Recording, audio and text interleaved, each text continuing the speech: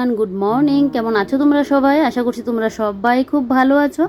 যেই যেখানে আছো সেটাকে পাই সুস্থ আছো। এসবি ক্রিয়েশন ব্লগের নতুন আরও একটি ভিডিওতে তোমাদের সবাইকে জানাই স্বাগত। আই হোপ আজকের ব্লগটাও তোমাদের খুব খুব ভালো লাগবে। আজ হলো শনিবার, কাল তো বিলষষ্ঠী, রাত পোহালেই কালকে বিলষষ্ঠী। কালকে হবে গিয়ে পিতৃপক্ষের অবসান হয়ে মাতৃপক্ষের কিন্তু কালকে সূচনা হবে। তো যাই হোক, কালকে তো দেখলি রাত্রিবেলা ওটস খেয়েছিলাম, খেয়ে আর বাসন কুসনগুলো না আর মাজেনি, দুইটা বাটি আর আমাদের যে দুপুরে খাবার নিয়েছিলাম ওই বক্সগুলো। তো এবারে এগুলোকে এখন আমি করে রাখবো, মানে ধুয়ে নিচ্ছি। কাল রাত্রিবেলায় আর যেন শরীর দিচ্ছে না, দেখলে 2টার সময় স্নান করে আসলাম। তো আর কি ইচ্ছে হচ্ছে বলো, বাসন কুসন মাজবো, কোনো কিছু করবো। আমি ভাবলাম কি যে না, সকালে উঠেই না হয় এগুলো করবো। এদিকে তোমাদের দাদাভাইয়ের জলের বোতল মানে দোকানের, এদিকে আমারও বোতল আছে ঘরের। তো এখন সবগুলো ধুয়ে নিচ্ছি। আর এদিকে তোমাদের দাদাভাই চা খেয়ে নিল। তোমাদের দাদাভাই চা খাওয়া হয়ে গেছে, আর আমি এদিকে বাসনটা একটু পরেই করে নিলাম। এদিকে এখন এই জায়গাটা একটু মুছে নেবো, গ্যাস ট্যাস এই জায়গাটা মুছে। তারপর এদিকে দেখো এখন কিন্তু কয়েকটা আবার কাপড়ও ধুয়ে দিচ্ছি, ওই যে কালকে রাত্রিবেলায় দেখলে কেচে দিয়েছিলাম। তো এগুলো এখন আবার একটুখানি কেচে দিয়ে, মানে একটু ভালো করে জলটা দিয়ে ওয়াশ করলাম, আর এদিকে ড্রাই করে নিয়েছি। এবারে কাপড়গুলোকে এখন দেবো মেলে। সকাল সকাল যদি কাপড়টা না দিই না, আমি যাওয়ার আগে কাপড়গুলো শুকাবে না। আর এদিকে তো এগুলোকে ঘরে এনে রাখতেও লাগবে বলো। তো যেগুলো শুকাবে তো শুকাবে, আর মিশিংয়ের কাঁচা তো মানে একটু যদি রোদটা দেয় শুকিয়ে যাবে কিন্তু। তো যেগুলো না শুকাবে এগুলোকে খাটের স্ট্যান্ডে আমার মেলে দিতে লাগবে। বর্ষা আসলে না, মানে বৃষ্টির দিনটা আসলে আমার খাটের স্ট্যান্ডে হলো গিয়ে ভরসা, কারণ এটার মধ্যে দিয়ে আমি কিন্তু কাপড় চোপড় শুকাই।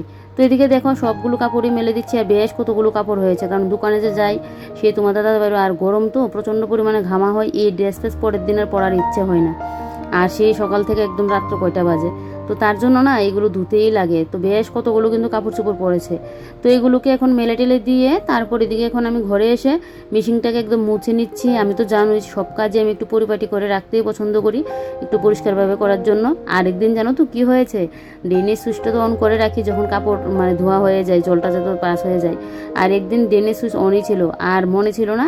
আর তো একদিন কাপড় ধুতে গিয়ে কাপড় দিয়ে দিয়েছি, জলে সুইচ দিয়ে রাখলাম, জল তো আর হচ্ছে না, কী রে, তারপর দেখি না ড্রেনের সুইচ দিয়ে রাখলাম। এরকম ভুলটা আমি করি। আচ্ছা তোমরাও কি এরকম ভুল করো? আমার তো মাঝে মধ্যে এরকম ভুল হয়ে থাকে। তো যাক, এদিকে এবার আজকে ভাবছি ফিল্টারটা পরিষ্কার করব। আমার যেহেতু দোকানে যেতে হচ্ছে, তো আমি আমার সংসারের কাজগুলো এইভাবেই গুছিয়ে করে রাখি, যাতে আমার মানে চাপটা না পড়ে। চাপ তো পড়ছেই, কিছু করার নেই, কিন্তু একদিনে করতে গেলে তো একদিনে যদি আমি একদিন করে দুইটা করে কাজ করে রাখি, মানে যতটুকুনি চাপ পড়বে একদিনে যদি করতে যাই তাহলে তো বুঝতেই পারো কতটা চাপ পড়বে। তো ভাবলাম যে আজকে ফিল্টারটা পরিষ্কার করে রাখি, ফিল্টারটা আর ফ্রিজটা। তো তাই জন্য দেখো ফিল্টারটা এখন করে নেবো। তো এই জলগুলো না, জলের বোতল এখন নিয়ে নিচ্ছি, না হলে আবার খাবোটা কি জল। তো তাই জন্য বোতলগুলো ভর্তি করে রাখছি, তারপর গিয়ে ফিল্টারটা পরিষ্কার করে রাখলে কালকে সকালবেলা জল আসলে তোমাদের দাদাভাই জলটা দিয়ে দিতে পারবে। কারণ যেহেতু পুজোর কদিন নিরামিষ খাবো, তো আর এমনিতেও ফিল্টার টিল্টার একটু পুজোর আগে না পরিষ্কার করলেও ভালো লাগে না। তো তাই জন্য করছি। আর আমার বাপের বাড়িতে না এরকম সব কিছু পরিষ্কার করে বিলষষ্ঠীর দিন পরিষ্কার করে রাখবে, তারপরের দিনকে সকালবেলায় স্নান করে এসে এই মিল্টার জল দেবে, নিরামিষটা চা খাবে।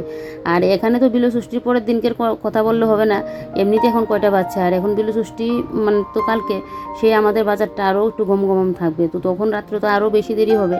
তো এসে আবার সকালে উঠে স্নান করে আবার জল আনা, আর জলেরও ঠিক ঠিকানা থাকে না, কোনো দিন দেবে কোনো দিন দেবে না। তো তাই জন্য ভাবলাম যে না, একদিন আগে আমি পরিষ্কার করে রাখি। আমার এক হাতের কাজ তো কোনো কিছু অসুবিধা হবে না, যে আমার এটা মানে সকরা লেগে যাবে কিনা, কোনো কিছু হবে কিনা, এরকম কোনো অসুবিধা হবে না। তো তাই জন্য দেখো এদিকে কিন্তু এখন ফিল্টারটা পরিষ্কার করে নিচ্ছি। এই যে এই ব্রাশটা কিন্তু আমার ফিল্টার পরিষ্কার করার জন্যই ব্রাশটা। আর এখানে ফিল্টারটা রাখলে পরিষ্কার করতে গেলে আমার একটু অসুবিধা হয়, এমনিতে সুবিধা হয়, জলটা ছেড়ে পরিষ্কার করে নিতে পারি, কিন্তু টুলের উপরে উঠে তারপর আমাকে ফিল্টারটা পরিষ্কার করতে হয়, না হলে আমি পরিষ্কার করতে পারি না, জানো তো। তো এদিকে দেখো এবারে কিন্তু আমি ফিল্টারটা এখন পরিষ্কার করে নিচ্ছি, তারপর দেখি ফ্রিজটা করব।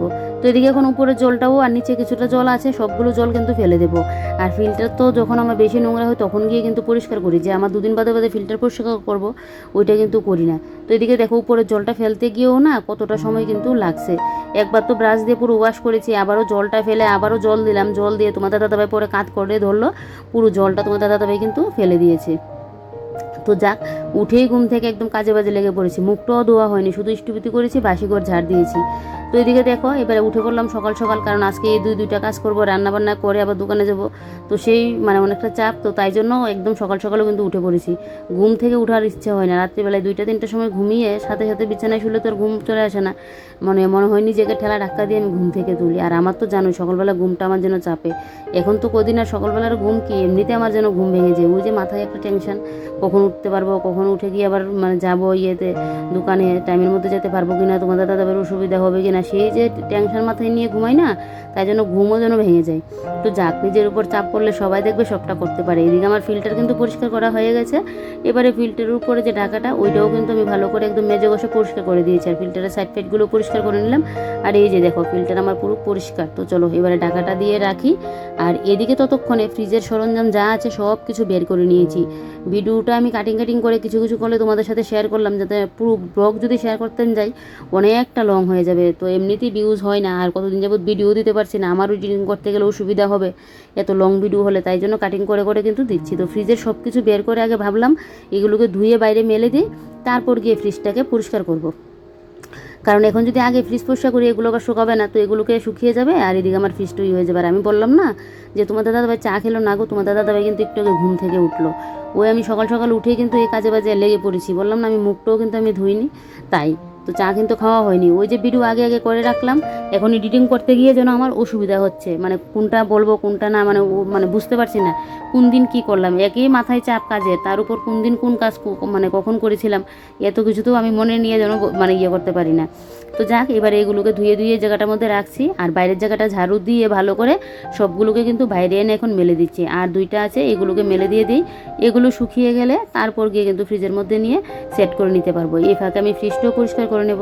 তোমাদের দাদাভাই বলছে সকালবেলায় টিফিন খেয়ে চলে যাবে, আমি বলছি এবার ভাত খাওয়ার জন্য, ও বলছে দোকানে গিয়ে না হয় টিফিন করে নেবে, আর এখন চা টিফিনটা খেয়ে যাবে।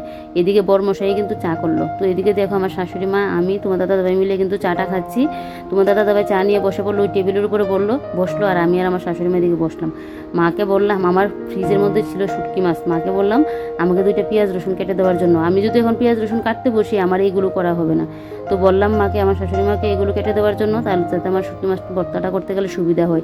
কালকে যেহেতু বিলষষ্ঠী, তো ভাবছি কি আজকে শুটকি মাছটা রান্না করে নিই, ফ্রিজ থেকে বের করে নেব, আর সব কিছু তো একদম কালকে পরিষ্কার করে নেব। তো পরিষ্কার করলে তো আর খাওয়া যাবে না শুটকি মাছটা, তো তাই জন্য আজকেই করে রাখি, একটু বেশি করে নেব যাতে কালকে সকালবেলা আমার হয়ে যায়। তো শুটকি মাছ দেখবে সহজে কিন্তু নষ্ট হয় না, শুটকি মাছের ভর্তা বানালে শুকনো হয় তো এগুলো নষ্ট হয় না। তো এবারে ফ্রিজ মানে ইয়েটা দেখো, ফ্রিজটাকে ওই কস ব্রেডটা যে আমি বাসন মাঝে ওইটা নিয়ে, আর আমার যে একটা স্প্রে থাকে ওই স্প্রেটা দিয়ে ভালো করে কিন্তু আমি ভালো করে একদম পরিষ্কার করে নিচ্ছি।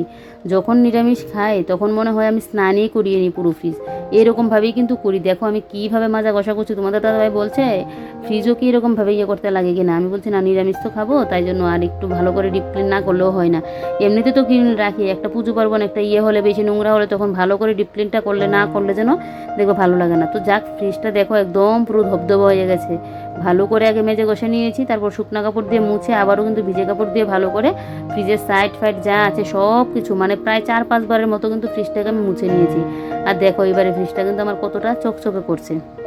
আগে তো ফ্রিজের মধ্যে শুধু জল আর সবজিপাতি রাখতাম, তখন আমার বেডরুমের মধ্যে ফ্রিজটা ছিল। তারপর ভাবলাম কি যে ফ্রিজের মধ্যে যদি মাছ মাংসই না রাখতে পারি, তোমার দাদা তো বেরো বাজার করতে গেলে অসুবিধা হয়, যে আজকে মাছ আনবে আবার কালকেও নিয়ে আসবে।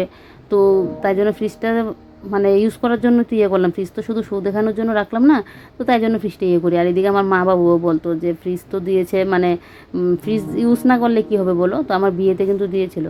আমার ঘরের বেশিরভাগ জিনিসপত্রই মানে বিয়ের দেওয়াই, তারপরেও তো একটা টুকিটাকি জিনিস আছে সেগুলো পরেও কিন্তু করেছিলাম। আর এখন যে করবো মানে ভাবলেও তো আর হয় না বলো, ঘরের মধ্যে তো জায়গাই নেই। আমার ঘরে আরেকটা গডরেজের দরকার, কারণ কাপড় চোপড় রাখার জায়গা হয় না, গডরেজের দরকার। তো গডরেজটা যে এনে রাখবো সেটার জায়গা নেই, যে এই জায়গাটার মধ্যে গডরেজটা এনে রাখবো। অনেক কিছু করার ইচ্ছে, কিন্তু ঘর ছোটোখাটো হনে মানে কোনো কিছু আর রাখার হয় না। তারপর ঘরের মধ্যে যে গাছগুলো রাখি এগুলোকে মানে আলাদা স্ট্যান্ড দিয়ে মানে রাখলে দেখবে গাছগুলো কত ভালো লাগে, কিন্তু জায়গাটা কোথায় বলো গাছটা যে রাখবো। এগুলোর জন্য মানে একদম বড় 2-3টা রুম থাকলে, তারপর গিয়ে আলাদা করে ব্যালকনি থাকলে, মানে বারান্দার মতো লম্বা এরকম থাকলে সুবিধা হয়। আমাদের তো বারান্দা বলো ঘর বলো কোথাও আর জায়গা নেই, এরকম অবস্থা। এই 2টা ঘরের মধ্যে যা মানে করতে লাগে, 2টা ঘর কি রান্নাঘর তো আলাদাই, মানে একটা ঘরের মধ্যে সব কিছু করতে লাগে। তো যাই হোক, এদিকে এবারে ফ্রিজের উপর ভালো করে মুছে নিয়ে, ফ্রিজের উপরে ট্রেগুলো ছিল এগুলোকে ধুয়ে ভালো করে একদম মুছে দিয়েছি। দিয়ে এবারে ফ্রিজের উপরে আমার যা সরঞ্জাম ছিল সব কিছু মুছে কিন্তু আমি জায়গা মতো রেখে দিচ্ছি। তারপরে জানো তো ওই যে ফ্রিজের উপর আমার একটা লাগি বেম্বু গাছ আগে লাগিয়েছিলাম দেখেছিলে মাটিতে, তো এগুলো তো একদম পচে যাচ্ছিলো। এটা ওই যে বিয়েতে গিয়েছিলাম ভাইয়ের, এসে দেখি মানি প্ল্যান্ট গাছটাও পুরোপুরি হয়ে গেছে, আর আমার এদিকে লাকি বেম্বু গাছগুলো মানে কীরকম একটা হয়ে গেছে। প্রায় 1 সপ্তাহের উপরে ছিল, ঘরটার পুরো লাগানো ছিল, তো তাই জন্য মনে হয় এরকমটা হয়ে গেছে। তো তাই জন্য গাছগুলোকে আবারও নিচের শিকড়টা কেটে আবারও মানে লাগিয়েছিলাম মাটির মধ্যে একটু সার টার দিয়ে, মাটির সারটা মিলে যেন আরও পচে যাচ্ছে। তারপর গুঁড়াটাকে কেটে জলে বসিয়ে রাখলাম, শিকড়টা আসলে ভালো করে এমনিতে নর্মাল মাটির মধ্যে লাগাবো। তারপর তো দেখি মানে একটা দিয়ে শিকড় বেরোলো, আরেকটা দিয়ে বেরোচ্ছে না, বুঝতে পারছি না। তো এদিকে দেখো ফ্রিজের যা যা ছিল সব কিছু আমি ধুয়ে কিন্তু ফ্রিজের মধ্যে রাখলাম। এগুলো আর শেয়ার করতে পারলাম না। পুরো ফ্রিজ একদম ক্লিন করে একদম গুছিয়ে নিয়েছি, পুরো ডিপ ক্লিন যাকে বলে। আর এদিকে বোতলগুলোর মধ্যে জলও ভর্তি করে নিয়েছি। দেখিয়ে নিলে আমার ফ্রিজ পুরো একদম ক্লিন আছে। তো যাক, এবারে চলো এবারে গিয়ে রান্নাবান্নাটা বসাই। তো যাক, ফ্রিজ তো পুরো পরিষ্কার করে নিয়েছি। আর এদিকে দেখো এবারে আমি কিন্তু এখন ভাত বসিয়ে দিচ্ছি। ভাতটা এখানে নিয়ে নিলাম। আর এদিকে তো বললাম এই পেঁয়াজ টিয়াজ সব কাটা আছে। এখন শুটকি মাছের ভর্তাটাও বানিয়ে নেবো, কারণ শুটকি মাছটা আজকে না খাওয়া হলে না কালকে আর হবে না। আর তার উপর কালকে হলো গিয়ে বিলি ষষ্ঠীর ইয়ে, তো আরও তাড়াতাড়ি আমার যেতে লাগবে বাজারে। তো তাই জন্য এখন কিন্তু আমি ইয়েটা বসিয়ে দিয়েছি, ভাতটা বসিয়ে। এদিকে দেখো এই কাজগুলো করে নিচ্ছি। মশলাদানিগুলো ইয়ে হয়ে আছে, মশলাদানিগুলোকে এবারে গুছিয়ে গাছিয়ে একটু মুছামাছি করে রাখছি। আর শুটকি মাছের ভর্তা তো বেশি কিছু লাগে না, শুধু একটুখানি হলুদ আর লঙ্কার গুঁড়ো হলেই হবে।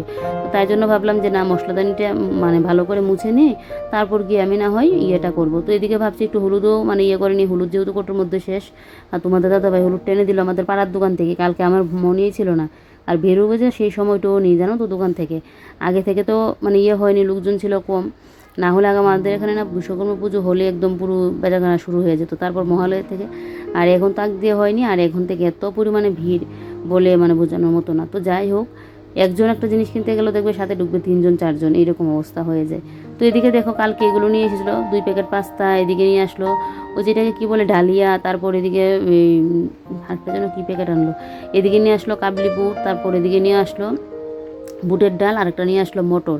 এই শীতকালে আমার ঘরে না এগুলো একটু বেশি খাওয়া হয়। আমি ভেবেছিলাম এই কোটোটার মধ্যে জায়গা হবে, জায়গা হচ্ছে না, তো তাই জন্য এইটার মধ্যে আবার রাখতে লাগবে। শীতকালে আমার ঘরে মটর, তারপর কাবলি বুট, বুটের ডাল এগুলো বেশি খাওয়া হয়। গরমকালে যদিও কম খাওয়া হয়, কাবলি বুটটা খেয়েছি মনে হয় 1 দিন না 2 দিন, কিন্তু বুটের ডালটা একদম কমই খাই। পুজোতে রান্না করবো, আবার দুর্গাপুজোর অষ্টমীর দিনকে রান্না করব। অষ্টমীর দিন তো আমি একটু ইয়ে করে রান্নাবান্না করি, সবটা তোমরা ব্লগে দেখতেই পাবে কী কী করবো না করবো। এটা আমি প্রত্যেক বছরই একটু একটু করে থাকি। তো যাই হোক, এদিকে এবারে সবগুলোকে কুটোকাটির মধ্যে নিয়ে নিলাম, কারণ এইগুলোকে সময়ের অভাবে এগুলোকে জায়গা মতো আর আমার রাখা হচ্ছে না। এবারে কাবলি বুট আর এদিকে বুটের ডালটাকে রেখে দিলেই বেশ। তবে এগুলো ফ্রিজের মধ্যে রাখবো, ফ্রিজের মধ্যে রাখলে না পোকা টোকাও ধরে না, ভালো থাকে। না হলে এমনিতে রাখলে ওই যে কেতি পোকগুলো যা হয়, কালো কালো রকমের পোকগুলো, এগুলো হয় তো যা অবস্থা হয়, ডালগুলো নষ্ট হয়ে যায়। এরকম করে আমি কত ডাল আগে নষ্ট করেছি, তারপর থেকে ফ্রিজেই রাখি। তো সবজিপাতি বেশি হয়ে গেলে আবার ফ্রিজের মধ্যে জায়গাও হয় না। তো এদিকে দেখো এবার আমি এগুলো এখন ইয়ে করে নিচ্ছি। আর তোমার দাদাভাই এখন দোকানে চলে যাবে। তো তোমার দাদাভাই আবার আমাকে বলছিল, আমি বলছিলাম যে খেয়ে যাওয়ার জন্য, তোমার দাদাভাই বলছে টিফিন করে নেবে, তো তাই জন্য চলে গেল। আর আমি এদিকে দেখো এবারে জলের বালতি বুলতি আছে, এগুলো এখন মেজে ঘষে নিচ্ছি। ওই যে বালতিগুলো ফিল্টারে ইয়ে করেছিলাম, মানে ফিল্টারটা তো পরিষ্কার করেছি, তো বালতির জলটাকে ফেলে দিয়ে বালতিগুলো মেজে ঘষে রাখছি, যাতে কালকে জলটা আসলে চটপট করে জলটা আনা যায়। না হলে বালতি মেজে দিলে জল আনবে, আমাদের এখানে জল দেওয়ার কোনো ইয়ে থাকে না। এই জল দিচ্ছে তো এই দিচ্ছে না কদিন যাবত। আর জল দিল অনেক সময় 10-15 মিনিট, কোনো কোনো সময় আবার ভালো দিই। সবসময় যে খারাপ দিই তা কিন্তু না। আমার বিয়ের পর তো দেখেছি এখানে 2-2বার করে জল দিত সকাল বিকাল, আর এখন তো একবারে যে দিই তারও ঠিক ঠিকানা থাকে না, তারপরেও একদম কম জলটা দিই। তো এদিকে এবারে তাই জন্য বালতিগুলো এখন ধুয়ে ধুয়ে ওয়াশিং মেশিনের উপরে নিয়ে রাখছি। আর এখন বাইরে আর নেব না, কারণ এদিকে আমার রান্নাবান্নাটা করবো। রান্নাবান্নাটা করে এদিকে আমি এখন মানে সোজা চলে যাবো স্নান করতে। আগে রান্নাবান্নাটা করে নিই, সব কিছু কাটাকুটি করে ধুয়ে দিয়ে নিয়েছি। আর গ্যাসটা তো আজকে পরিষ্কার করবো না, গ্যাসটা পরিষ্কার করবো কিন্তু কালকে। তো চলো আগে না হয় ঘরটাই মুছে নিই, ঘরটা মুছেই না হয় এগুলো করবো, মানে রান্নাটা করবো। তো তাই জন্য আগে ঘরটা মুছে নিচ্ছি। আর যেহেতু তোমার দাদাভাই বলেছে টিফিন করবে দোকানে গিয়ে, তো তাই জন্য সকালে তো আর চাপ নেই, ভাতও নামিয়ে নিয়েছি, শুধু শুটকি মাছের ভর্তা বানাবো বেশ। আর একটা কোনো কিছু ভাজি টাজি করে নেবো, মানে অত যদি ইয়ে করতে যায় নানা পদে রান্না করবো, তারপর এদিকে আবার দোকানে যাবো, এদিকে সংসারের কাম এত কিছু করতে আর পারবো না বলো। আর আমার উপর যে কী চাপ যাচ্ছে একমাত্র আমারটা আমিই বুঝতে পারছি। এই যে এই ঘর দূর পরিষ্কার করা, যে এখন আমি দোকান ডিউটি করছি বলতে ঘরের আমি কোনো কাজ করব না, কখন আমার সময় নেই, সময় করলেই সময় হয়, করলেই কিন্তু করা হয়। আর দেখবে আমি যদি বলি আমার কাজের শেষ নেই, ঠিক আছে, কাজ করলে কিন্তু অনেক কাজ, আর না করলে কিন্তু কোনো কাজই কিন্তু নেই। তো যাই হোক, সব দিকে করতে হচ্ছে। তোমরা জানোই আমি একটু আমার সংসার বলো ঘর বলো সবসময় একটু পরিষ্কার পরিচ্ছন্ন পরিপাটি রাখতে পছন্দ করি, এইভাবে থাকলে ভালো লাগে না।